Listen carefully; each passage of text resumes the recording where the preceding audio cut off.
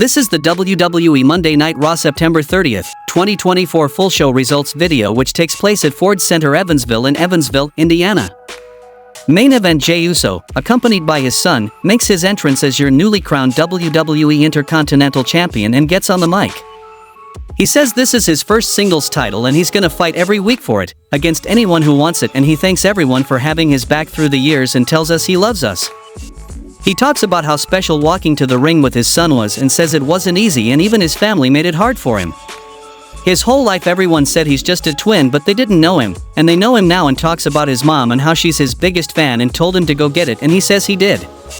Braun Breaker interrupted him and says he's come out here because he respects the title and now he has that same level of respect for Jey Uso. He says no spears, no blindside, he just wants to shake his hand, and he does, and he goes to leave, but Uso calls him back and invites him to share in the dogs in the crowd barking for a moment. Judgment Day roll up and chat with Liv Morgan while Dominic Mysterio takes a call from Finn Balor. Finn says he's having travel issues but tells Dom to tell Liv that everything is taken care of and he'll be at the show soon. The next match happened between Rey Mysterio vs Xavier Woods, and the result of this match was Xavier Woods defeated Rey Mysterio by pinfall with a schoolboy pin when Xavier accidentally tears Rey's mask off and takes advantage, and pinned Rey. Backstage, Sonya Deville threatens Lyra Valkyria, talking about how she's gonna be all alone during her match, but don't worry, she'll be there and so will Shayna Baszler, and Shayna doesn't bite unless Deville tells her to. Xavier Woods runs into Kofi Kingston backstage and thanks him for letting him do it by himself, and Kofi asks if the mask thing was on purpose. Woods says of course not and is upset that Kingston didn't congratulate him first, but Kofi says all the right things and it's all good. Kofi tells him he was chatting with Jey Uso and got offered an Intercontinental Championship match. Woods pouts about standing on the sidelines again, but Kingston tells him he told Jey that he thought X should have it, and Jey agreed, so it's happening next week, and Xavier is elated and says he'll have Kofi's back in his match later tonight.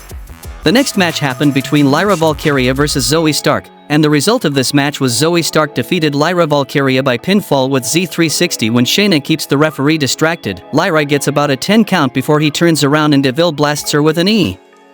Post-match, Caden Carter and Katana Chance run down and make the save, sending Pure Fusion Collective packing. Back from the commercial, Katana Chance and Caden Carter are interviewed backstage and vow to reclaim their tag titles after they take care of Pure Fusion Collective. Unholy Union roll up and tell them they can't cut in line and much bickering is had by all. In the arena, Hell in a Cell is lowered around the ring and Adam Pearce is on the mic with security in the ring.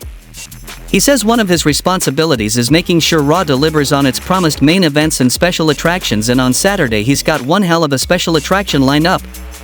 After Saturday, the war between CM Punk and Drew McIntyre will be over, but to get there we need to make sure there's no fighting tonight. But he's granted both competitors a parting shot in their bitter war of words, and he introduces CM Punk and then Drew McIntyre. Drew speaks first, explaining he's wearing black out of respect, but not respect for Punk, but rather respect for his wife, who after this Saturday will have to feed and bathe CM and will probably leave him. And it's a tuxedo, because for the rest of the world it'll be a celebration that Punk is gone and never coming back, all thanks to Drew McIntyre. He berates the crowd for still chanting for Punk despite all his work, and he can see the hatred burning in CM and he's glad. There was a time Drew had no room for hate in his life, but Punk taught him it's a powerful weapon if aimed right, and it's lucky for him that on Saturday at Bad Blood that hate will die with Punk. CM says people have called him a lot of things through his career, including voice of the voiceless, but tonight he's voiceless because he has nothing to say to a piece of garbage like Drew. He's so mad he can't go home and has been living in a hotel for the last month because he doesn't want to subject his wife to the son of a bitch he's become. Drew has turned him into the boogeyman his worst critics have described him as, and he's going to send McIntyre home to Scotland in a box. He wants Drew to remember and never forget that he prayed for all of this, and on Saturday when they're locked in the cell together and he's taken everything from Drew, as his fear subsides and there's nothing left but panic, he'll look up and Punk will wipe the blood from his eyes. McIntyre will pray, and not to God and not to the devil, no, he'll be praying to CM Punk and he will see him in hell. Braun Strowman is interviewed backstage and he doesn't know what trepidatious means, but he's not nervous and he'll be the last monster standing tonight.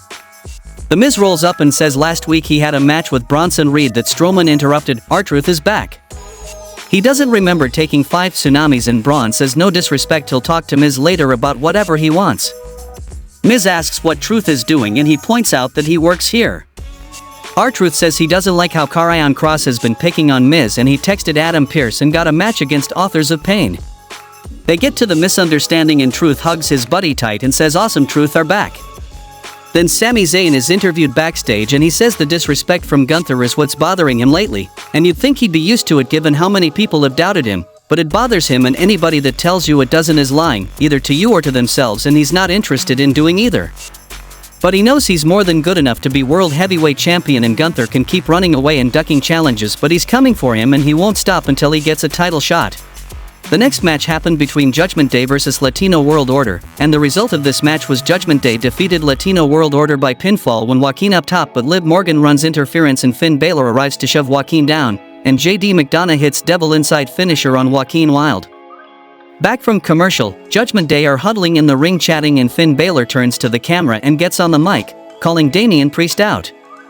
Damian said he was going to rip his heart out, while he doesn't have a heart and he's going to prove that Priest needed Judgment Day, but they never needed Damian Priest. Liv Morgan says she's going to prove that she's a home-wrecking, man-stealing, heartbreaking, title-taking, greatest women's champion of all time. Rhea Ripley makes her entrance, and says she knows all about Dominic Mysterio's dirty little secrets and calls for the shark cage. One of those secrets is that Dom is extremely claustrophobic, so at Bad Blood when he's locked in the cage, crying, soiling himself, he'll have the best seat in the house to see his little girlfriend realize she's not as good as Rhea Ripley, and he'll watch as she wins the title she never lost back, but as for tonight, she's done talking. Damian Priest is in the ring and bowls Judgment Day over before taking it to Finn with punches in the corner. Rhea lays Liv out with a headbutt and throws Dom into the barricade, and she chases Morgan off through the crowd and turns back to Mysterio, beating him down in front of the cage. She opens the door and laughs before throwing Dom inside, and she tries to slam the door on him, but Morgan returns and they brawl. In the ring, Finn drops Priest with the coup de grace before hitting a second one and a third, and Judgment Day stands tall. The next match happened between Chad Gable vs Kofi Kingston, and the result of this match was Chad Gable defeated Kofi Kingston when Ivy Nile runs interference. Xavier accidentally trips Kofi up, Chad with a waistlock, and hits Chaos Theory for the pinfall. Post-match, Xavier Woods is beside himself and slides into the ring to apologize profusely to Kofi. Bronson Reed is interviewed backstage and he hopes Seth Rollins is coming back because he took months off his career and next time he'll take years off his life. He apologizes for exposing Braun Strowman as a man because he's the last monster standing. Then we get another Wyatt VHS tape about how they see our intent and anger festers into rage, and this path ends in our demise and whatnot. Gunther makes his entrance and gets on the mic and begins, saying life as World Heavyweight Champion has been fantastic and he's loved every aspect of it.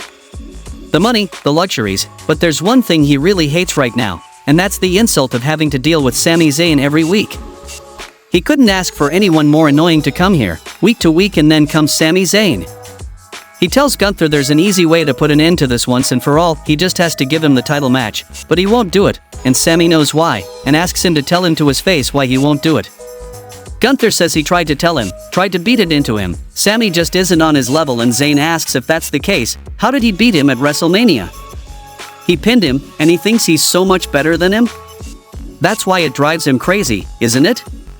He knows that if they fought for the world title it'd go the same way. Gunther admits he's afraid, but not of Sami, but of his reputation. Losing to a better man would have been a problem, but losing to Zayn has been the biggest embarrassment of his career. He was so busy embarrassing Sami in front of his own family that he did it to him. He was so confident of a WrestleMania win that he flew his family out, he just didn't make a big deal of it. When it was done he had to go to the back and look his father in the eye, and his father said a bunch of German and translates for us, saying his father asked if he really flew him from Vienna to Philadelphia just to see him lose to a bomb like Sami Zayn. Sami's family is used to see him fail and doesn't expect anything from him, but Gunther's family expects everything from him. He's the golden goose of his family and something Sami will never be, and that is the World Heavyweight Champion. Zayn says he's right, his family has seen him get knocked down many times, but he picks himself up and keeps moving forward. But what did Gunther do? He crumbled and he didn't ask for a rematch, he tucked his tail and ran off and hid. He disappeared from TV for months, and all because his dad made him feel like a loser? Well, now he's showing his dad he's a coward, too. Gunther decks Sami and puts boots to him. Zayn gets the corner exploder, but the ring general powers up with a quick Gajira clutch to suck the life out of him and a huge powerbomb. Gunther grabs the microphone and finally accepts Sami's challenge. The next match happened between Authors of Pain vs Awesome Truth, and the result of this match was Authors of Pain defeated Awesome Truth by pinfall when Miz attacked his own partner R-Truth, and rest done by AOP. Back from the commercial, Imperium are interviewed backstage, and before he can say much, Braun Breaker rolls up. He apologizes and says he just wanted to see for himself, and Gunther laughs and says he really is a badass, and Breaker says that's right and he'll see sooner than he thinks. In the main event of the show, we saw a last monster standing match between Braun Strowman vs Big Bronson Reed, and it was a full destructive match, and the result of this match was Braun Strowman won the match when Bronson cuts Braun off by winging a chair at his face, up top together, trading clubbing blows and suplex collapsed the ring. Chad Patton climbs into the ring uneasy on his feet and administers the count, and Seth Rollins comes and delivered a blackout to Bronson Reed on the steel steps to keep Reed down, and Braun Strowman stands out before 10 count and the show goes off the air.